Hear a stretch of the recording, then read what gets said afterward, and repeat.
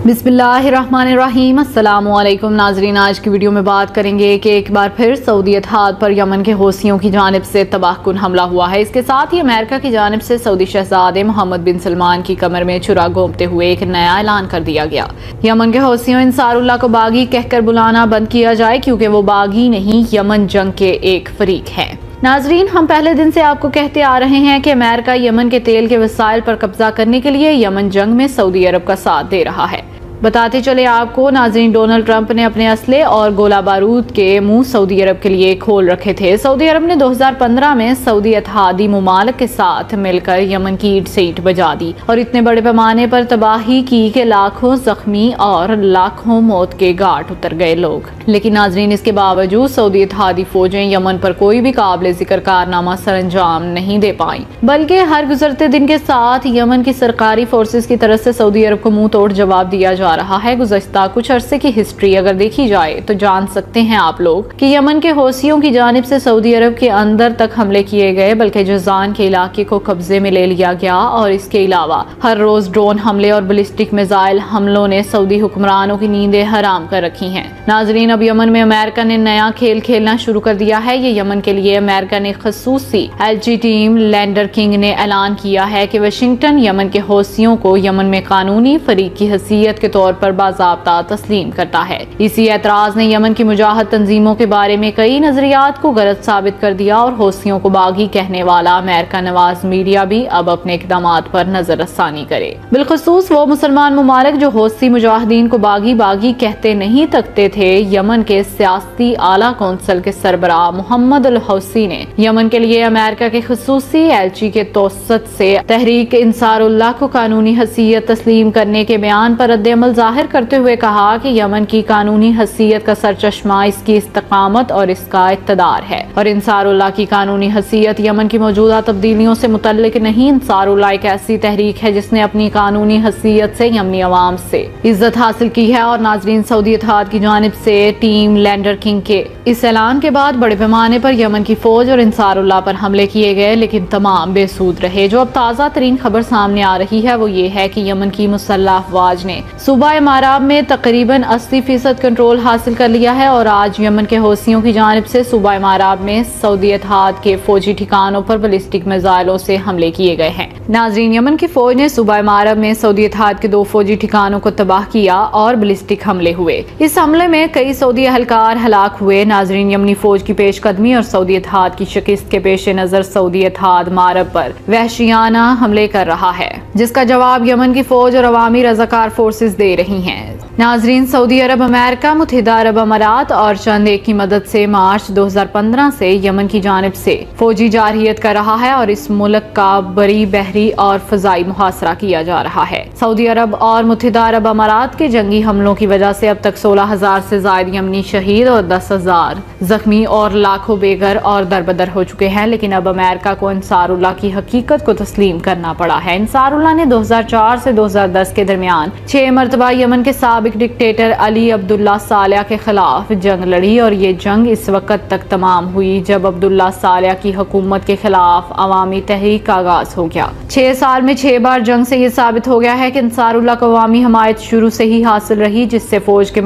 नाजरीन 6 साल में 6 बार जंग से ये साबित हो गया है कि इंसारुल्लाह को अवामी हमायत शुरू से ही हासिल रही, जिससे फौज के मुकाबले में मज़ाहमत की तवानाई पाई जाती है। नाजरीन, तहरीक इंसारुल्लाह ने 2011 में भी अब्दुल्ला सालेह के क़याम में अवाम के शाना बशाना जंग लड़ी थी, लेकिन इस अवामी तहरीक के असली क़यादत और रहनुमाई इसके हाथ में नहीं थी। ताहम यमन की अवामी तहरीक को कुचलने के लिए सऊदी अरब की क़यादत में अमेरिका और खलीज फारस ताउन कौंसिल का मंसूबा सामने आया तो अंसारुल्लाह ने 2014 में अब्दुल्ला मंसूर हादी के खिलाफ यमनी अवाम की नई तहरीक की क़यादत संभाली और 2014 के मुआहदे पर दस्तखत किए और मंसूर हादी की जानिब से अंसारुल्लाह के इस मुआहदे पर दस्तखत यमन में इस तहरीक को कानूनी तौर पर कबूल करने के मुतरादिफ हैं। यहाँ पर आपको बताते चले कि चंद माह पहले सऊदी अरब के वजीर खारजा फैसल बिन फरहान ने बाज़ तजावीज़ पेश करते हुए दावा किया था कि इनका मुल्क बहरान यमन का खात्मा चाहता है। सऊदी वजारत खारजा ने यमन की हुकूमत के खिलाफ इल्जाम तराशी का सिलसिला जारी रखते हुए ये भी दावा किया था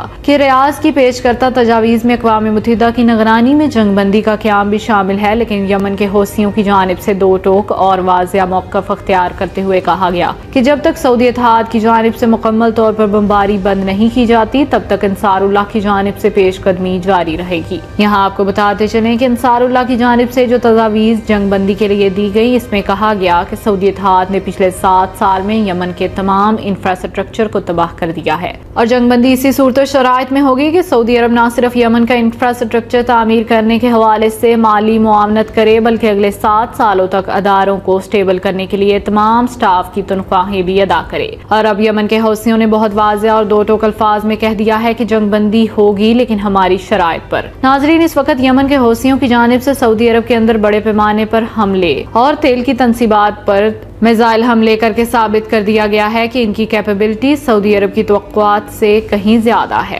इसी वजह से गुज़िश्ता 7 सालों से सऊदी अरब इस्लाह हासिल जंग में फंसा हुआ है। नाजरीन, यमन जो कि सऊदी अरब का बिल्कुल पड़ोसी मुल्क है, तेल के वसाइल से माला माल है। जिस तरह अमेरिका शाम के अंदर अपने पंजे गाड़ने की कोशिश कर रहा है, इसी तरह से टीम लैंडर किंग का ये बयान इस तरफ इशारा कर रहा है कि अमेरिका अपनी ललचाई हुई नजरें यमन के वसाइल के ऊपर गाड़ना शुरू हो गया है। अब अमेरिका की जानिब से आने वाले दिनों में क्या नया खेल खेलने की कोशिश की जाएगी जिसमें सऊदी अरब पर दोबारा दबाव बढ़ाया जाएगा और किसी भी तरीके से यमन में अमन व अमान कायम रखने के लिए अपनी फौज की मौजूदगी को यकीनी बनाएगा अमेरिका और इसके बाद जोंक की तरह यमन के वसाइल पर हमलावर हो जाएगा और यमन के वसाइल को लूटना शुरू कर देगा। इसी तरह नाजरीन, शाम और इराक में अमेरिका और मगरबी मुमालिक ने ढेरे डाले थे, लेकिन नाजरीन अब सूरत हाल ये है कि चाइना भी यमन को तस्वीर तलब मामलात से हल करवाना चाहता है। चीन ने सऊदी अरब और हौसियों से बातचीत की है और इनके मामलात को मुकम्मल तौर पर वो हल करना चाहता है। अब अमेरिका को पता चल चुका है कि चीन अपना कायदाना किरदार अदा करते हुए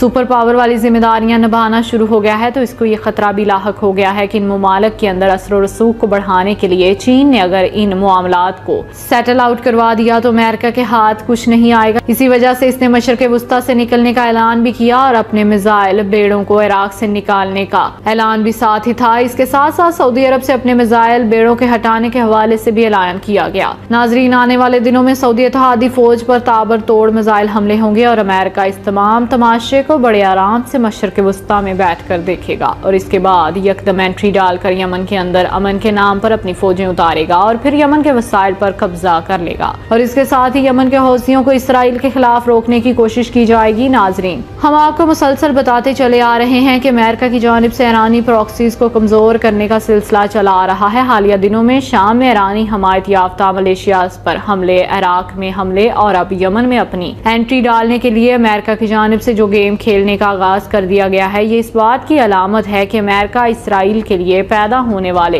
तमाम खतरात को भी खत्म करना चाहता है और इसके साथ ही वहाँ के वसाइल को लूट कर इनकी मईशत को कमजोर करके इन्हें अपना मुहताज बनाएगा। नाज़रीन, अब देखना यह है कि ईरान इस तमाम तर मामले को किस नजर से देखता है। आज अक़वाम मुत्तहिदा के सेक्रेटरी जनरल की जानिब से भी एक बयान सामने आया जिसमें इन्होंने कहा कि अमेरिकन हुकूमत 2015 में होने वाले एटमी मुआहदे के तहत ईरान के खिलाफ तमाम आयद पाबंदियां खत्म करे। इन्होंने कहा कि इस तरह ईरान के साथ तेल की तजारत और गैर जौहरी प्रोजेक्ट से मुतल्लिक छूट देने की मुद्दत भी बढ़ाई जाए क्योंकि मुआहदे से दस्तबरदारी अमेरिका ने इख्तियार की थी, ईरान ने नहीं। तो नाजरीन, इस तमाम तनाजुर में अब ईरान की जानिब से क्या इक़दाम उठाए जाते हैं इसका फैसला तो वक्त करेगा, लेकिन डेवलपमेंट सामने जो आ रही है वो हमने आपके सामने रखी। नाजरीन, इस हवाले से अब आपका क्या कहना है? कमेंट सेक्शन में अपनी राय का इजहार जरूर कीजिएगा। अब तक के लिए इतना ही। जज़ाकल्लाह।